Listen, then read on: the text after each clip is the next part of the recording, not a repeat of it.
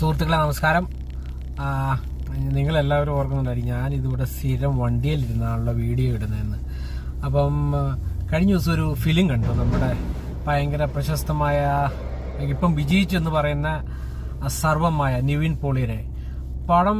Okay, കുഴപ്പമില്ല, എനിക്ക് ഇഷ്ടപ്പെട്ടു. അതിൻ്റെ കഥയും സ്റ്റോറി ഇപ്പം നമുക്ക് ഇഷ്ടപ്പെടാനോ നമുക്ക് റിവ്യൂ ചെയ്യാനോ നമ്മൾ ആരുമൊന്നുമില്ല. പക്ഷെ നമ്മുടെ അഭിപ്രായം ഉണ്ടല്ലോ, അതിവിടെ പറയാമെന്നുള്ളതൊരു എനിക്ക് എൻ്റെ അഭിപ്രായം പറയാമെന്നുള്ളത് എൻ്റെ ഒരു എന്നാ പറയണ്ട ഒരു സംതൃപ്തിക്ക് നല്ലതാണെന്ന് എനിക്ക് തോന്നി. അതുകൊണ്ട് പറയുന്നത് മാത്രമേ ഉള്ളൂ.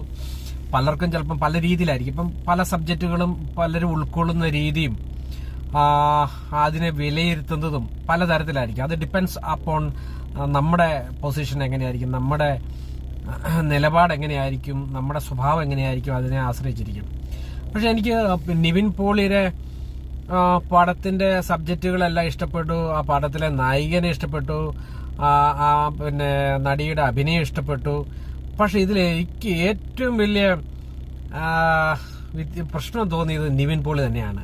ആ നിവിൻ പോളിക്ക് പകരം വേറെ ആരെങ്കിലും ആണെങ്കിൽ വളരെ നന്നായിരുന്നു എന്ന് എനിക്ക് തോന്നി. എന്ന് വെച്ചാൽ സപ്പോസ് ഫഹദ് ആയിരുന്നെങ്കിൽ വളരെ കേമമായിരുന്നേനെ. പക്ഷെ നിവിൻ പോളിക്ക് അങ്ങ് അഭിനയം വരുന്നില്ല.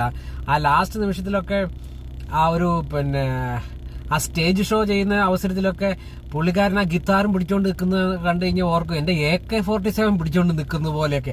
ആ ഒരു ഫീലിങ്സേ വരുന്നില്ല. അത് നിങ്ങൾ ഇനിയിപ്പോൾ ആരെങ്കിലും കാണാൻ വേണ്ടി പോകുന്നുണ്ടെങ്കിലും ഇനി കണ്ടവരുണ്ടെങ്കിലും അത് ജസ്റ്റ് ഒന്ന് ചെക്ക് ചെയ്ത് നോക്കി കേട്ടോ. ഒരു ഫീലിങ്സേ ഇല്ല.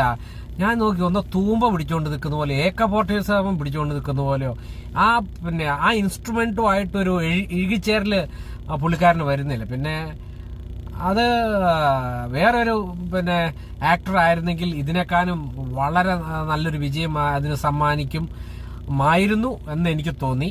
ജസ്റ്റ് ഞാനിവിടെ എൻ്റെ ഒരു അഭിപ്രായം മാത്രമാണ്. നിങ്ങൾക്ക് അതിനോട് യോജിക്കുന്നവർക്ക് യോജിക്കാം. നിങ്ങളുടെ അഭിപ്രായം എന്നാന്നുള്ളത് പ്ലീസ് കമന്റ് ബോക്സിൽ ഇടുക. നമുക്ക് കാണാം. അടുത്തൊരു സബ്ജക്റ്റുമായിട്ട് നമുക്ക് അടുത്ത ദിവസം തന്നെ കാണാം. Okay, by.